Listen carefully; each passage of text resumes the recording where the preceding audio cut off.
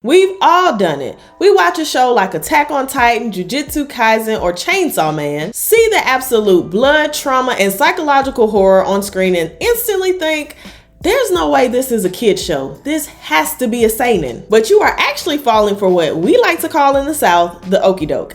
Anime studios love pretending their dark shonens are mature seinens, but the true difference between a shonen and a seinen rests in one simple principle that will change how you view both demographics forever. Welcome back to the Beginner's Guide to Anime. Now let's look at the landscape for today. Shonen is easily the most dominant force in the industry today. Hello, the big three. Just about everybody who watches anime has a favorite shonen, even if they ain't never touched a shoujo, a josei, or a seinen. When we look at the two male-aimed demographics, the difference lies more in just the targeted age ranges. Shonen means young boy, typically adolescents between 12 and 18, while seinen covers the rest of the men aged 18 and up. Now, we know that there is a stark difference between a 12-year-old and, let's say, a 52-year-old, but that doesn't always translate to what really makes these two demographics so different. Shonen topics generally range from friendship, personal growth, conquest, and coming of age. Action is the go-to genre, but shonens also come in romance, otherworld, drama, and comedy flavors. Seinen is where you'll start to get into the more gritty topics like dark psychology, trauma, political corruption, morality, etc. And these two will often come in different genre flavors.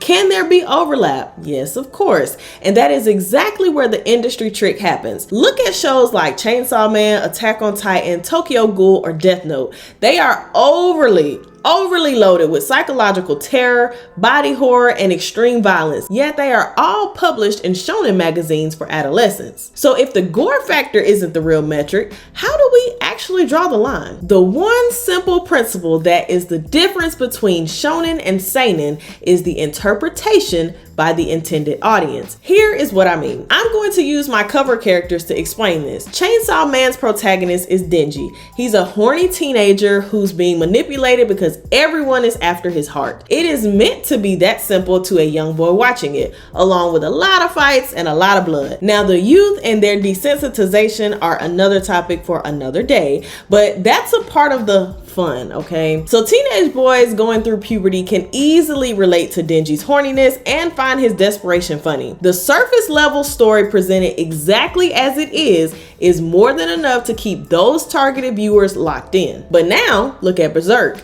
Its protagonist is Guts, and he's a deeply traumatized mercenary who's fueled by absolute rage because his former best friend sacrificed everyone he ever loved just to become a god. You literally cannot understand Berserk without looking through a mature lens. It's a story fueled by betrayal, corruption, and morality. You don't get Berserk without that, and that comes with the maturity of an adult who's been through some things. You know, you gotta go through some stuff, and it's going to get into your bones and strike up a chord. So the difference is clear. Shonen can be interpreted by its viewers as simply a wild, action-packed journey where understanding the deeper meaning is completely optional. Seinen relies entirely on the maturity and the world experiences of its audience to be interpreted as a true agonizing odyssey. Now, I myself don't really have a preference between the male demographics. I watch it all. However, I have watched more shonen than anything else, and I think that's the case for a lot of people. Most people. Berserk was actually my first seinen, and that's what inspired me to make this video today because it was so different and it was really eye-opening. Then I got to doing some research on, why this story hit so differently, and that's when I realized that we might have been looking at this from the wrong angle. It's not just the themes that make the difference, because now we see that there can be overlap, and it's not the violence, it's not the gore, because there's overlap there as well. Every which way that you turn in the anime world, you are going to run into a shonen that looks dark, bloody, and mature. When you come across said shonen, you're gonna want to think it's a seinen, but the absolute truth is this: the difference isn't about how much gore is on screen. It is entirely about how much life experience the story demands from you to actually understand it. Now, you can argue with me in the comments about the hyper-specific edge cases all day long and the ones that don't follow this rule, but I've analyzed enough storytelling to know that the writer's ultimate loyalty is always to their target audience and understanding how they understand things.